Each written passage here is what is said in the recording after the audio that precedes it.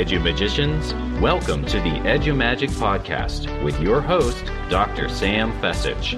Dr. Sam is a professor of education, author of Edu-Magic, and a pumpkin spice latte fan. This podcast is designed for pre-service teachers. Remember, friends, teaching doesn't begin at graduation, but during that first class at 8 a.m. Let's get this party started. Hello, everyone. I'm Jacob Chastain, host of the Teach Me Teacher podcast, a part of the Education Podcast Network, just like the show you're listening to now. Shows on the network are individually owned, and opinions expressed may not reflect others. Find other interesting education podcasts at edupodcastnetwork.com. Hello, friends, and welcome back to another episode of the Edu-Magic Podcast. Today, I have with me Rodney Turner, but you might know him as Techy Turner over on Twitter. Now, funny story, Rodney and I met 4 or 5 years ago at ISTE in Philadelphia. I was lost at the convention center, and Rodney led me the right way wherever I needed to go to, where I was headed. And since then, we've had this connection. I know he's going to lead us down the right path when it comes to technology tools during today's episode. Today's episode is all about tech tools that you can use as a student teacher to survive and thrive during student teaching. It is possible, friends, and I'm so excited to have Rodney on the show today. Thank you so much for coming on. Welcome to the show. Thank you for having me, Sam. I appreciate it. Now, before we hop into some of those tech tools that you're going to share with us, EdTech tips and tools for student teachers, let's talk about your teaching journey. Where did your journey start, and what are you doing today in the field of education? So, my teaching journey actually began a long time ago in a land far, far away. I was going to say, we're going to keep going with this, aren't we? In a land far, far away. You knew where I was going. Yes. In a land called Kansas.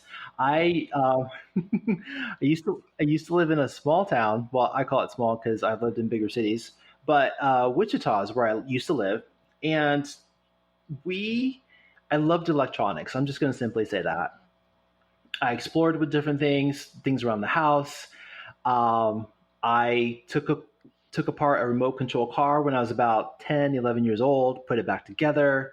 You know, I just fixed random things throughout my house, and they all had to do with some type of electronics. And I felt I had a fascination with it. I even took the time to look at and read encyclopedias, if you want to say that. Essentially, I gained a whole bunch of knowledge, and I loved taking that and using it.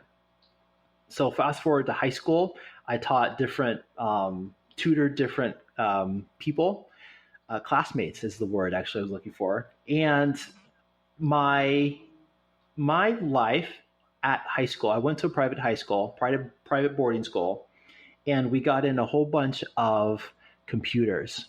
Now, for those of you that know about computers, I'm about to admit my age, but we got in a whole bunch of 8088s, ATs, and XTs.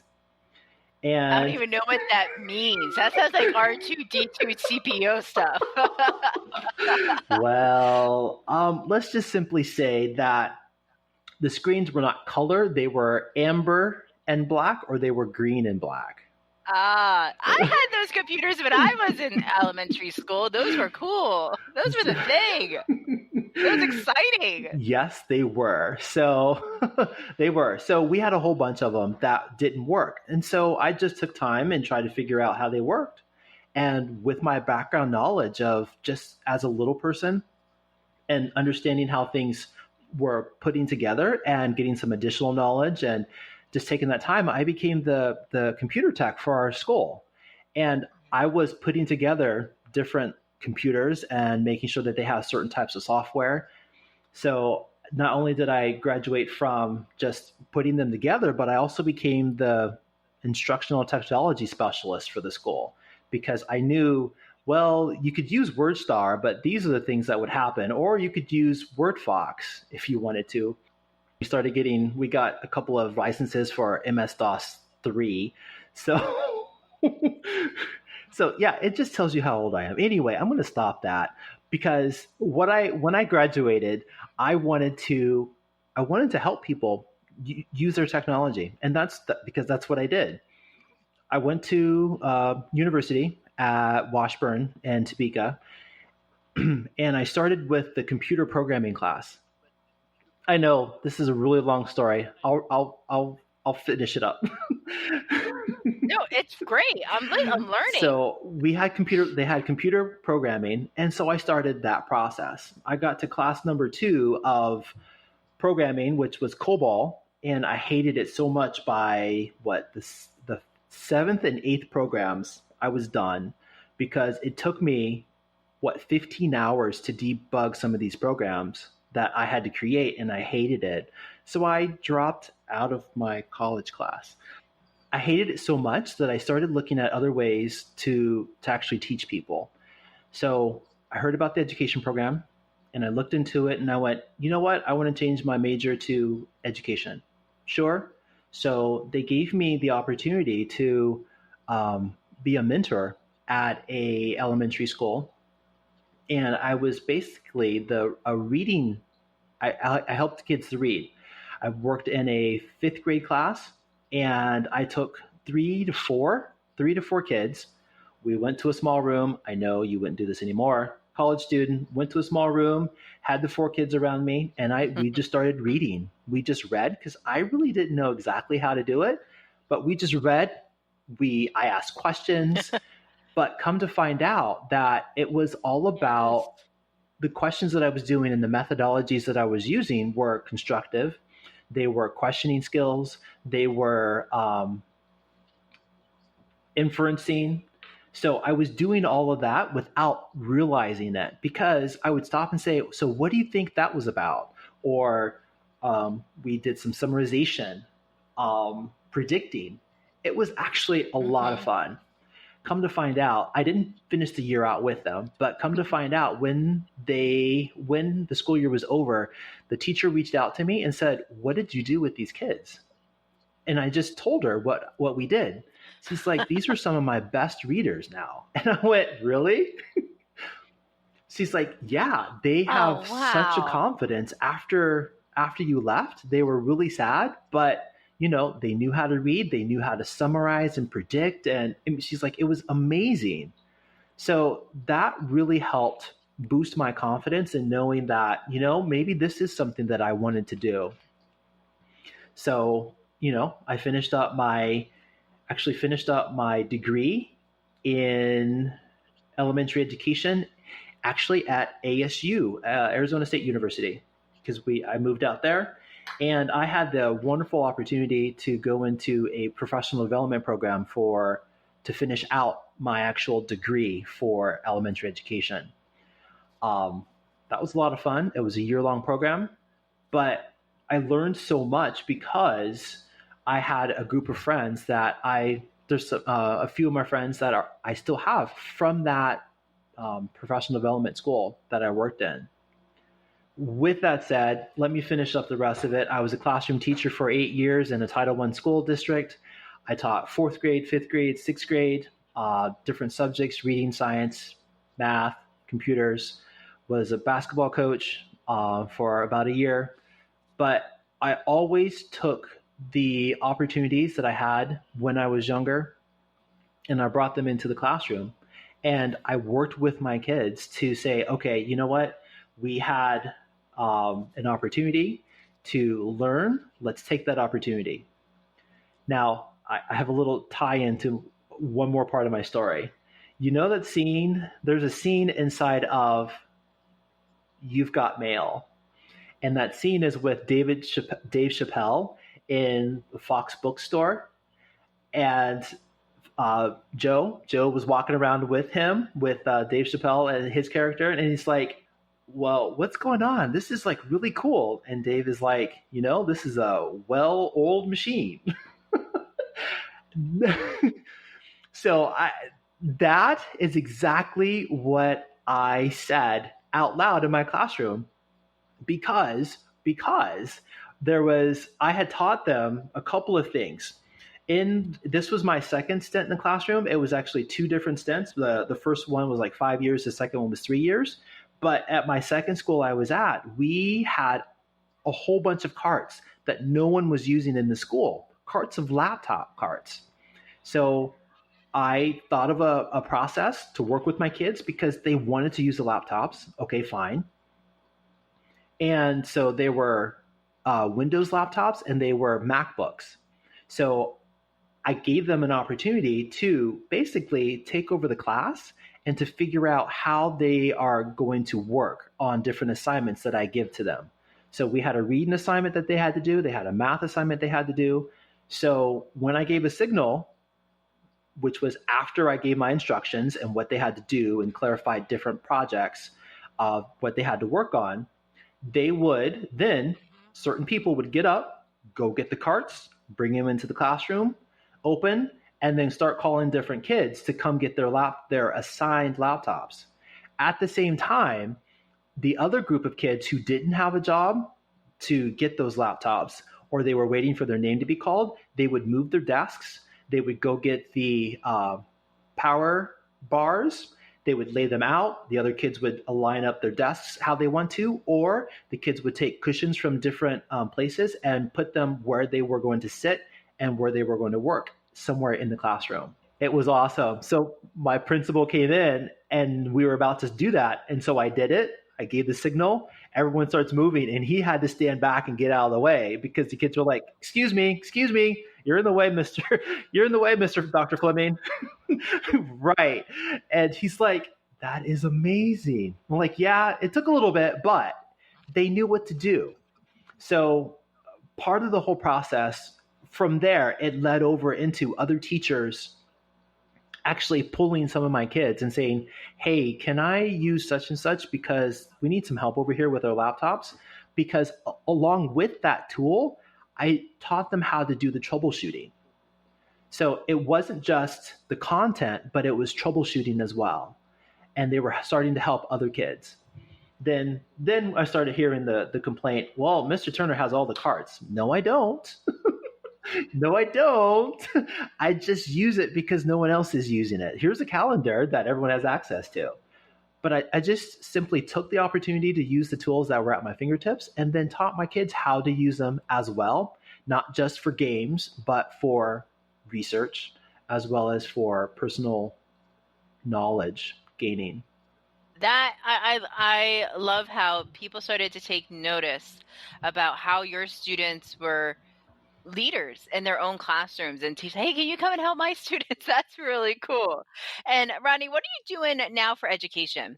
So right now I work for a software company called ClassLink, and we are a single sign-on portal that is very popular right now, especially with this whole distance learning.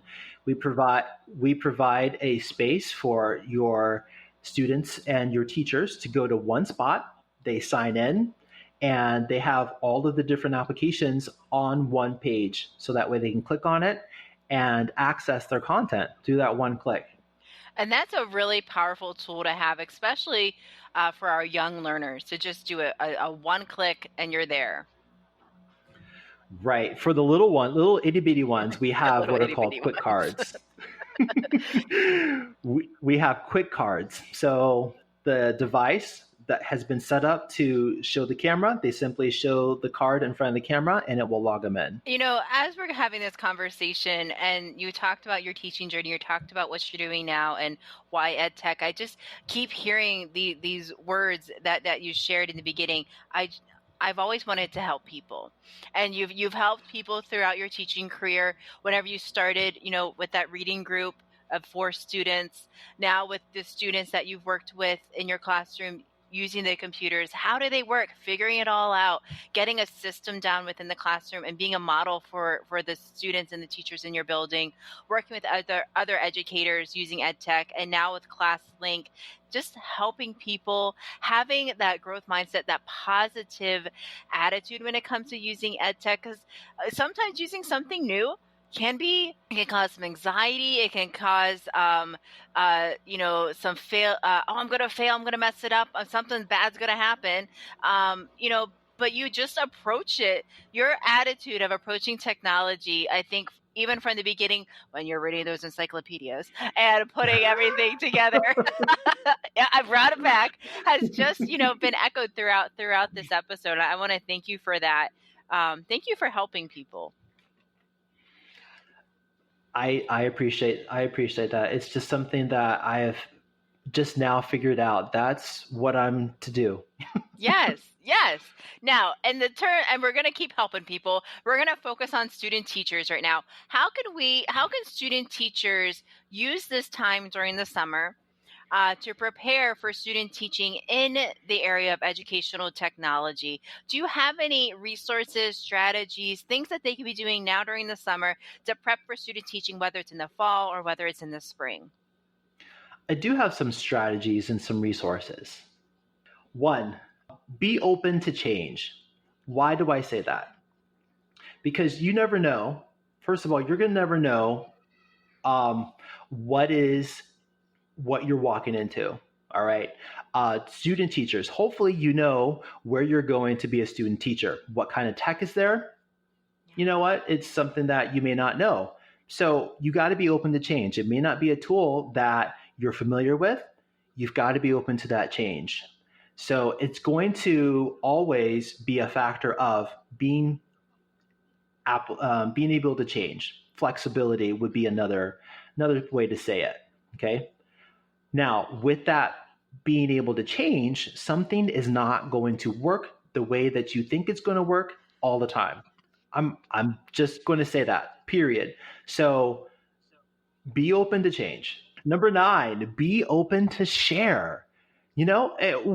One of the things that's important is that you are going to figure out a method that works for you. Don't keep it to yourself, because if you keep it to yourself, you're just being selfish. And also, but also you have a brilliance that other people may not have even thought of. Okay. Or you have a method that you'll discover that's going to help people overcome similar issues they may have. They may not use your idea exactly as you intended it, but they will come up with their own way and with their own applications. So you will certainly be a catalyst for someone else's change. I could tell you a whole bunch of different tools to share, but I'm not. I'm only going to share with you a few. I know that you already have some tools that you use to share, like Facebook or maybe TikTok, but there's other tools out there that you can share, especially as a student teacher. Now, you probably heard it before, but it's okay. It's called Twitter. Why? Why Twitter?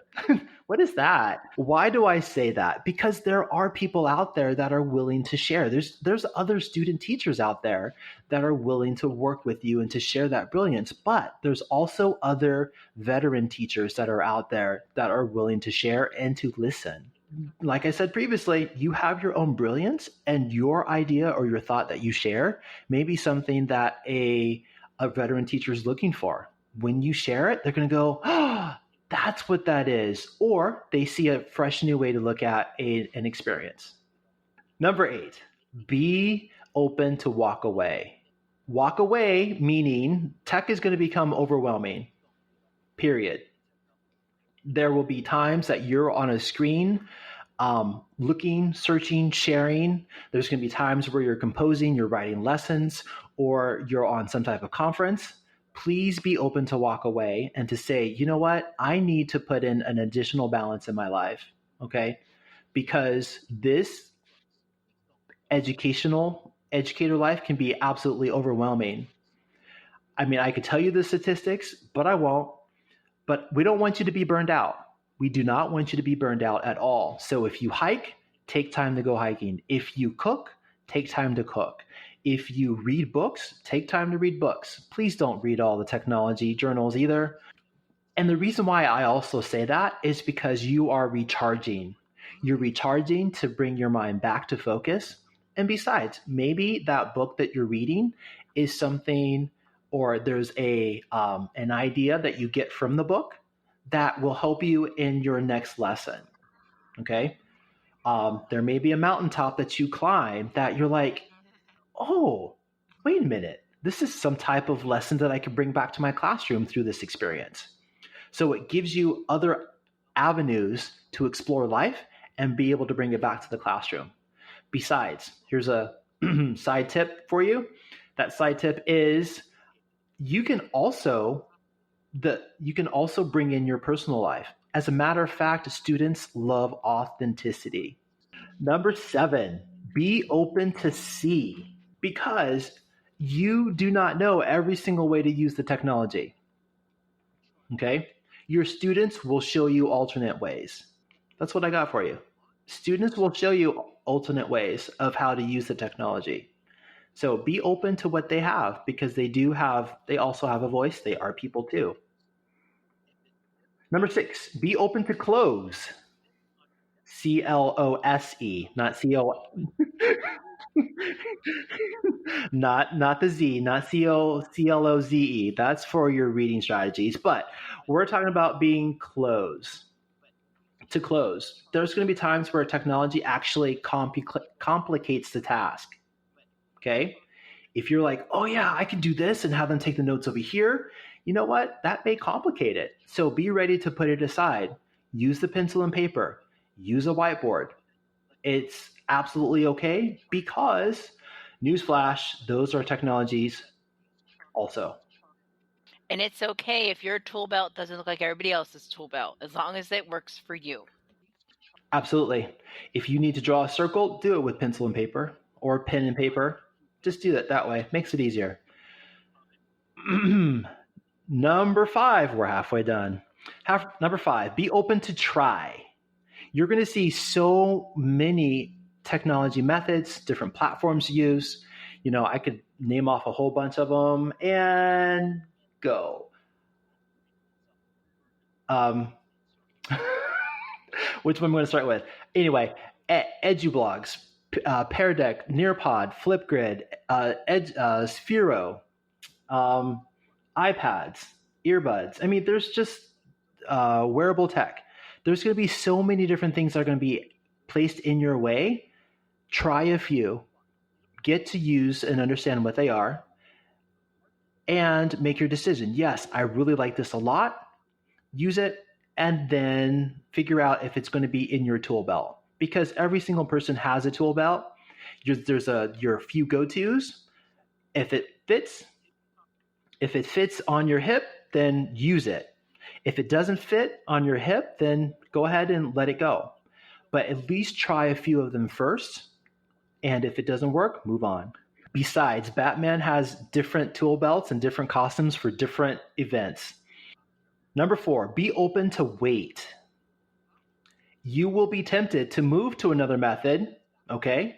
But if you wait and take the time to understand how to use that tech a little bit more and develop the process, it's going to help you to understand it a little bit more and to increase your knowledge base.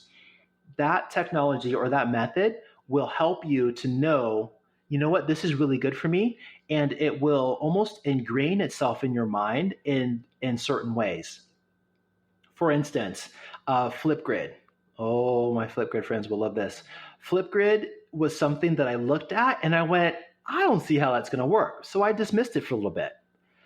But when I circled back to it, it actually became a really good way to share information, but you don't have to do it the standard way. You can put cards in front of your face. You can use it as an audio tool now that they have that feature. You can use it almost as like a slideshow with a voiceover. I mean, there's a lot of different ways that you can share it. So take the time to wait it out, avoid the urge to just drop it and move on. Because if you don't wait, then you're just going to be jumping from one tool to another and confusing yourself as well as your students. Number 3. Thank you. Number 3, be open to think. Take the time to think through the methods. Okay? When you want to use EduBlogs in your classroom or any kind of blogging tool in your classroom, do your best to complete the task that you give to your student as a student. That's going to help you to identify the different barriers that you're going to encounter. Put yourself as a student who doesn't read very well. Okay, what does your task look like for a student who doesn't read very well, that has trouble with sounding out words, who doesn't understand the mathematics behind what you're trying to give them? Work through that task in the way that a student would. And that's going to help you to make your lesson even better. Number two, be open to cry. Yes, you are going to be absolutely devastated when it all works well until the electricity goes out. So I've had that many a time happen to me. So when you have a time like that, you please feel free to cry. All right, feel free to cry because it's not going to meet your expectations. Embrace it, then let it out in tears. Now, I'm also going to say this, especially you men, machismo, masculinity is always there. Oh, I'm not going to cry. Hello, you know what? I cried, and I cried. I had other friends who were men that cried. We just had several different times crying sessions because nothing went right or we felt we couldn't reach them. Just cry and let it out and move on, because in that crying, in that time, it's going to release those emotions, and then it's going to set you on to a path where, okay, that's done. Took my deep breath. Now let's look at it in a logical way, because those emotions are gone. So, number two, be open to cry. Number one, be ready to learn. And the reason why I say that is this.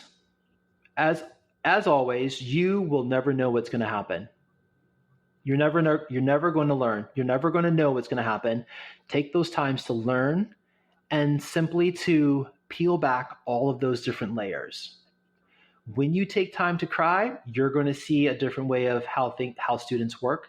You're going to see a different way of how different technologies work. You're going to see other ways that you can accomplish your task. You're going to see how the students are able to think through things. You're going to see that maybe since I did spend a little bit more time planning that's going to certainly help me. Oh, you know what? It's going to help you to see, yes, I can certainly use that tool. That is best for this task, or that one's not.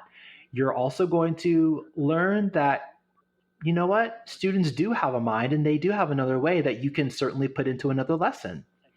You also are going to learn that, you know what? I get to this point. This is how I feel. This is what I think. This is how I act. And this is when I need to walk away. You're also going to understand that there are lots of other people that are willing to listen to what you have, as well as just the fact of sharing creates endorphins in the mind. Hey, I was able to help somebody. And also, with that being the case, you are going to change as a person. It's going to make you grow and be a much better educator for your students, as well as for the entire community that you serve. Ronnie, what else do you have to share with our audience today? Do you have any last tips or strategies? You dropped 10 amazing ones. So the best way to contact me is through Twitter. At Techy Turner is a really good way. You can also find me on Voxer at Techy Turner. All right, so last one that I like to share is keep up with Sam. Keep up with Sam and Edu Magic, because it's something. It's your own community. Use it, embrace it, share it with other teachers, as well as take it back to your veteran teachers. Say, you know what, this is what I found on Edu Magic, and tell other student teachers about it, and grow this whole community. Oh, you're too kind, my friend. Thank you so much. Thank you so much for coming on the show. Thanks for these awesome tips. Thanks for sharing your journey through education. And throughout your entire journey, you've just been helping people. And that is amazing. And I love that it's just stayed true to you throughout every step of your way. And I just want to thank you for coming on the show. And thanks for dropping these awesome strategies for every teacher out there listening today. Thank you, Sam. I really do appreciate the opportunity.